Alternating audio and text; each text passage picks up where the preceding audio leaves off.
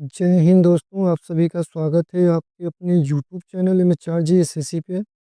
दोस्तों, आज हम जीके के कुछ महत्वपूर्ण प्रश्नों को देखेंगे जो हमारे एग्जाम के लिए बहुत ही महत्वपूर्ण है। तो चलिए, ज़्यादा देर ना करते हुए हम अपने क्वेश्चन की तरफ चलते हैं।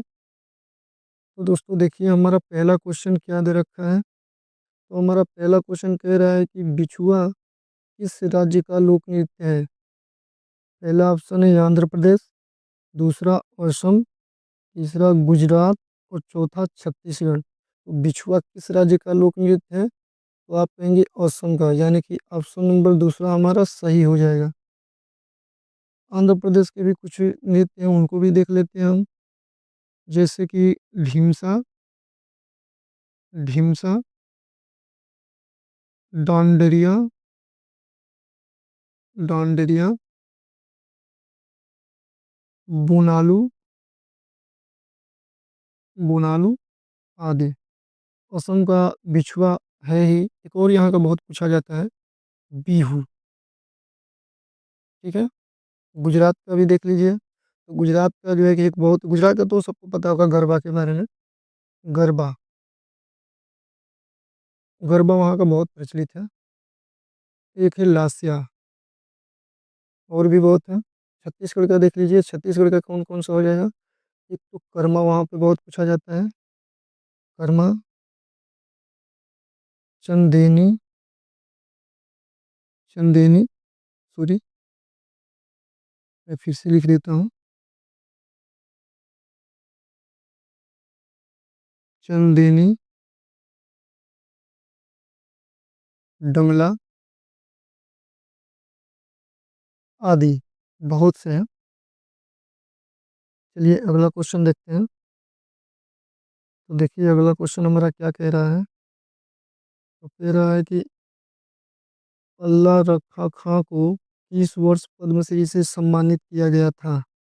पहला ऑप्शन है 1977 ईस्वी में, दूसरा 1990 ईस्वी में, तीसरा 1981 ईस्वी में, या चौथा 1976 ईस्वी में। तो अल्लाह रखा खां को किस वर्ष पद्मश्री से सम्मानित किया गया था। कौन सा ऑप्शन हमारा सही हो जाएगा। तो हमारा जो है कि ऑप्शन नंबर पहला सही हो जाएगा, 1977 ईस्वी में। ठीक है। 1977 ईस्वी में अल्लाह रखा खां को पद्मश्री से सम्मानित किया गया था। अगला क्वेश्चन देखते हैं। तो देखिए अगला क्वेश्चन क्या कह रहा है। भारत में कितनी भाषाओं को शास्त्रीय भाषा का दर्जा दिया गया है। भारत में कितनी भाषाओं को शास्त्रीय भाषा का दर्जा दिया गया है। ऑप्शन है 4 भाषाओं को, 8 भाषाओं को, 2 भाषाओं को, या 6 भाषाओं को। तो भारत में कितनी भाषाओं को शास्त्रीय भाषा का दर्जा दिया गया है। तो आप कहेंगे 6 भाषाओं को, यानी कि ऑप्शन नंबर चौथा हमारा सही हो जाएगा। अगला क्वेश्चन देखते हैं। अगला क्वेश्चन क्या कह रहा है। तो कह रहा है कि जन धन योजना कब शुरू की गई थी। पहला ऑप्शन दे रखा है 2016 में, दूसरा 2014 में, तीसरा 2015 में, या चौथा 2018 में। तो जन धन योजना कब शुरू की गई थी। तो आप कहेंगे जन धन योजना शुरू की गई थी 2014 में, यानी कि ऑप्शन नंबर दूसरा हमारा सही हो जाएगा। चलिए अगला क्वेश्चन देखते हैं कि पन्ना राष्ट्रीय उद्यान किस राज्य में स्थित है। पहला ऑप्शन है गुजरात में, दूसरा कर्नाटक में, तीसरा मध्य प्रदेश, या चौथा तमिलनाडु में। तो पन्ना राष्ट्रीय उद्यान किस राज्य में स्थित है। तो पन्ना राष्ट्रीय उद्यान जो स्थित है वो है मध्य प्रदेश में, यानी कि ऑप्शन नंबर तीसरा हमारा सही हो जाएगा। ठीक है। गुजरात के भी कुछ राष्ट्रीय उद्यान हैं, उनको भी देख लीजिए। जैसे कि यहाँ पे एक राष्ट्रीय उद्यान में बहुत पूछा जाता है, गिर राष्ट्रीय उद्यान। क्या है। गिर राष्ट्रीय उद्यान। एक है ब्लैक बंग। ठीक है। ब्लैक बंग राष्ट्रीय उद्यान, ब्लैक बंग राष्ट्रीय उद्यान। यहाँ पे नल सरोवर बहुत ज़्यादा पूछा जाता है। नल सरोवर, नल सरोवर राष्ट्रीय उद्यान। ठीक है। कर्नाटक के जो राष्ट्रीय उद्यान है वो देख लीजिए। जैसे कि कर्नाटक का एक राष्ट्रीय उद्यान है तुंगभद्रा। तुंगभद्रा बहुत पूछा जाता है। तुंगभद्रा, तुंगभद्रा राष्ट्रीय उद्यान। नागर, नागर, नागरहुल। ठीक है। नागरहुल। नागरहुल राष्ट्रीय उद्यान, और एक है बनेर घाट। ठीक है, बनेर घाट, बनेर घाट, ये वहाँ के राष्ट्रीय उद्यान जो अक्सर पूछे जाते हैं एग्जामों में। मध्य प्रदेश का पन्ना राष्ट्रीय उद्यान हो ही गया। तमिलनाडु के भी हम देख लेते हैं, तो तमिलनाडु के कुछ राष्ट्रीय उद्यान है जैसे कि गिंडी। गिंडी वहाँ पे बहुत ज़्यादा पूछा जाता है, गिंडी राष्ट्रीय उद्यान। ठीक है, एक है वेदांतगल। ठीक है, वेदांतगल, वेदांतगल, वेदांतगल भी बहुत ज़्यादा पूछा जाता है वहाँ पर। और एक तो सबको पता होगा मनार की खाड़ी, मनार की खाड़ी, मनार की खाड़ी राष्ट्रीय उद्यान। ठीक है, मनार की खाड़ी राष्ट्रीय उद्यान। चलिए अगला क्वेश्चन देखते हैं। तो अगला क्वेश्चन हमारा क्या कह रहा है? तो अगला क्वेश्चन कह रहा है कि सुंदरबन कहाँ स्थित है? ठीक है, सुंदरबन कहाँ स्थित है?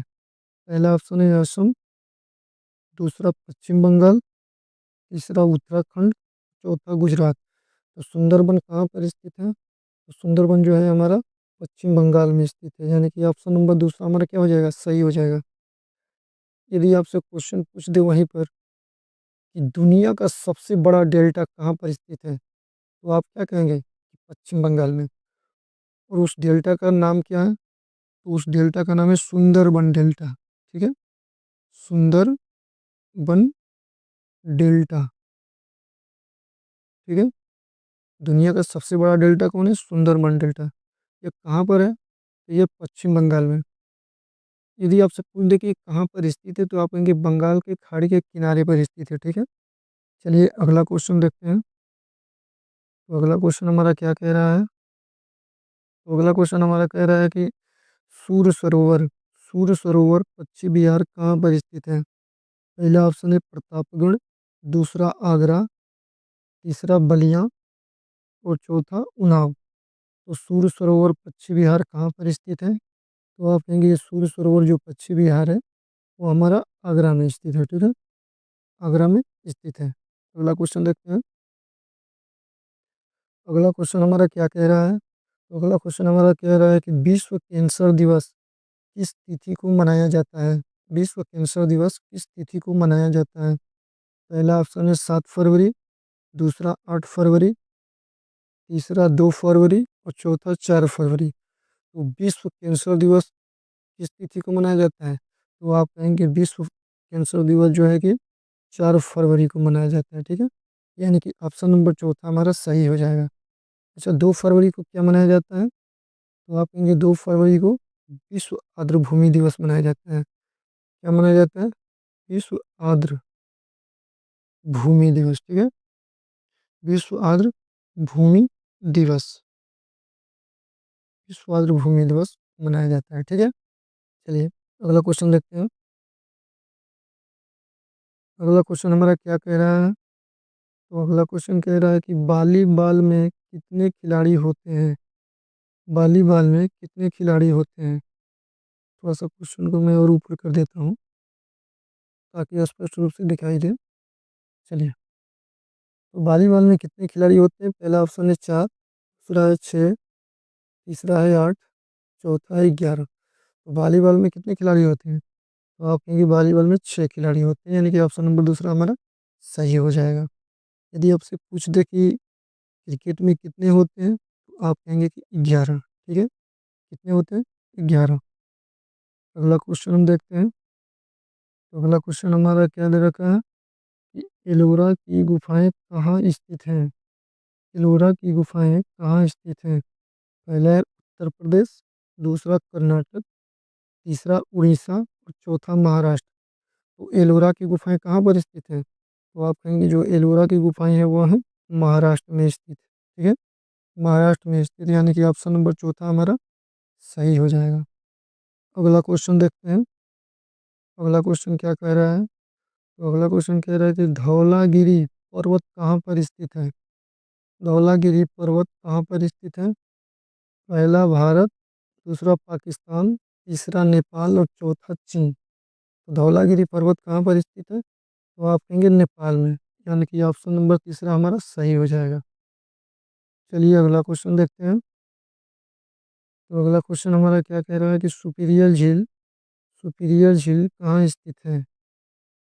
पहला ऑप्शन है भारत, दूसरा अमेरिका, तीसरा अफ्रीका, चौथा यूएसए यानी कनाडा। तो सुपीरियर झील कहाँ पर स्थित है? तो आप कहेंगे कि यूएसए यानी कि कनाडा में। ठीक है। सुपीरियर झील से एक क्वेश्चन और याद कर लीजिए, यदि आपसे पूछ दे कि दुनिया का सबसे बड़ा मीठा पानी का झील कौन सा है, तो आप क्या कहेंगे कि दुनिया का सबसे बड़ा मीठा पानी का जो झील है वो है सुपीरियर झील। ठीक, सुपीरियर झील। ठीक है। दुनिया का सबसे बड़ा मीठा पानी का झील सुपीरियर झील। चलिए अगला क्वेश्चन देखते हैं। तो अगला क्वेश्चन हमारा क्या कह रहा है? तो अगला क्वेश्चन कह रहा है कि वस्त्र अनुसंधान संस्थान कहाँ स्थित है? वस्त्र अनुसंधान संस्थान कहाँ स्थित है? पहला दे रखा है लखनऊ, दूसरा अहमदाबाद, तीसरा उड़ीसा और चौथा तेलंगाना। तो वस्त्र अनुसंधान संस्थान कहाँ पर स्थित है? वो है हमारा अहमदाबाद, गुजरात। यानी कि ऑप्शन नंबर दूसरा हमारा क्या हो जाएगा? सही हो जाएगा। ठीक है। चलिए आगे देखते हैं। तो देखिए क्वेश्चन नंबर 14 हमारा क्या कह रहा है कि मछलीपट्टनम बंदरगाह कहाँ स्थित है? मछलीपट्टनम बंदरगाह कहाँ स्थित है? पहला तमिलनाडु, दूसरा केरल, तीसरा आंध्र प्रदेश या चौथा गुजरात। तो मछलीपट्टनम बंदरगाह कहाँ पर स्थित है? तो आप कहेंगे कि आंध्र प्रदेश। ठीक है। मछलीपट्टनम बंदरगाह कहाँ पर स्थित है? आंध्र प्रदेश में। अगला क्वेश्चन देखते हैं। देखिए अगला क्वेश्चन क्या कह रहा है? जवाहर सागर बांध किस नदी पर स्थित है? पहला है नर्मदा नदी, दूसरा चंबल नदी, तीसरा तापी नदी और चौथा कृष्णा नदी। तो जवाहर सागर बांध किस नदी पर स्थित है? तो हमारा ऑप्शन नंबर दूसरा सही हो जाएगा, चंबल नदी। ठीक है। तो जवाहर सागर बांध किस नदी पर स्थित है? चंबल नदी पर। एक नर्मदा नदी पर बांध है जो अक्सर पूछा जाता है, वो है इंदिरा सागर। क्या है? सॉरी, वो है इंदिरा इंदिरा सागर, इंदिरा सागर बांध, इंदिरा सागर बांध। ये क्वेश्चन बहुत ज़्यादा पूछता है। तापी नदी देख लीजिए, तापी नदी पे एक बांध है काकरा पारा। ठीक है। काकरा पारा, काकरा पारा बांध, काकरा पारा बांध। कृष्णा नदी, कृष्णा नदी पे तो सबसे ज़्यादा कृष्णा नदी पे एक पूछा जाता है क्वेश्चन अलमाटी बांध का। क्या है? अलमाटी बांध, अलमाटी बांध। और एक है नागार्जुन बांध, नागा अर्जुन बांध। सॉरी, नागार्जुन बांध। ठीक है। चलिए अगला क्वेश्चन देखते हैं। देखिए, नीली क्रांति का संबंध किस उत्पादन से है? नीली क्रांति का संबंध किस उत्पादन से है? पहला ऑप्शन है दुग्ध उत्पादन से, दूसरा मत्स्य उत्पादन से, तीसरा अंडा उत्पादन से या चौथा खाद्य उत्पादन से। तो नीली क्रांति का संबंध किस उत्पादन से है? तो आप कहेंगे मत्स्य उत्पादन से। ठीक है। मत्स्य उत्पादन से। दूध उत्पादन से किस क्रांति का संबंध है? तो जो दूध उत्पादन से हमारा है वो है श्वेत क्रांति। ठीक है। जिसे हम सफ़ेद क्रांति भी बोलते हैं। सफ़ेद या श्वेत एक ही चीज़ हुआ, सफ़ेद क्रांति। ठीक है। अंडा किस क्रांति से संबंधित है? तो ये है रजत क्रांति से, रजत क्रांति, रजत क्रांति। और खाद्य उत्पादन जो है ये किस क्रांति से है? ये जो है कि कृषि से संबंधित है ये। ठीक है। कृषि, जैसे कि कृषि पशुपालन, इससे ये संबंधित है। अगला क्वेश्चन चलिए देखते हैं। तो देखिए क्वेश्चन नंबर 17 हमारा क्या कह रहा है कि ब्रह्म समाज के संस्थापक कौन थे? पहला ऑप्शन है स्वामी दयानंद सरस्वती, दूसरा राजा राम मोहन राय, तीसरा स्वामी विवेकानंद और चौथा ज्योतिबा फुले। तो ब्रह्म समाज के संस्थापक कौन थे? तो आप कहेंगे कि राजा राम मोहन राय, यानी कि ऑप्शन नंबर दूसरा हमारा सही हो जाएगा। ठीक है। स्वामी दयानंद सरस्वती किस समाज के संस्थापक थे? तो जो स्वामी दयानंद सरस्वती थे ये आर्य समाज के थे, ठीक है, किसके? आर्य समाज के, समाज। स्वामी विवेकानंद ये रामकृष्ण मिशन के, राम कृष्ण मिशन, ठीक है, रामकृष्ण मिशन के। ज्योतिबा फुले जो है ये बालिका विद्यालय की, ठीक है, बालिका, बालिका विद्यालय, विद्यालय। चलिए अगला क्वेश्चन देखते हैं। तो अगला क्वेश्चन हमारा क्या कह रहा है? भारत के प्रथम शिक्षा मंत्री कौन थे? पहला ऑप्शन है श्यामा प्रसाद मुखर्जी, दूसरा डॉक्टर सर्वपल्ली राधाकृष्ण, तीसरा डॉक्टर राजेंद्र प्रसाद, या चौथा अबुल कलाम आज़ाद। तो हमारा कौन सा ऑप्शन सही हो जाएगा? तो आप कहेंगे कि ऑप्शन नंबर चौथा हमारा सही हो जाएगा, अबुल कलाम आज़ाद। भारत के प्रथम शिक्षा मंत्री कौन थे? अबुल कलाम आज़ाद। यदि पूछते कि भारत के प्रथम राष्ट्रपति कौन थे, तो आप कहेंगे डॉक्टर राजेंद्र प्रसाद। ये क्या थे? भारत के प्रथम राष्ट्रपति थे, ठीक है, भारत के प्रथम राष्ट्रपति थे। और भारत के प्रथम उपराष्ट्रपति यदि पूछ दे तो डॉक्टर सर्वपल्ली राधाकृष्ण, ठीक है, ये क्या थे? उपराष्ट्रपति थे, ठीक है, उपराष्ट्रपति, उपराष्ट्रपति थे। चलिए अगला क्वेश्चन देखते हैं।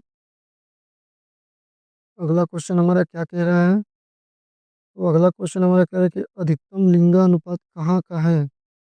पहला है पश्चिम बंगाल, दूसरा केरल, तीसरा तमिलनाडु और चौथा अरुणाचल प्रदेश। तो अधिकतम लिंगानुपात कहाँ का है? तो अधिकतम लिंगानुपात जो है कहाँ का है? केरल का, ठीक है, यानी कि ऑप्शन नंबर दूसरा हमारा सही हो जाएगा। अच्छा, लिंगानुपात यदि आपसे पूछ ले कि कितना है तो आप क्या बताएंगे? तो आप कहेंगे 1084, 1084 यहाँ का लिंगानुपात है।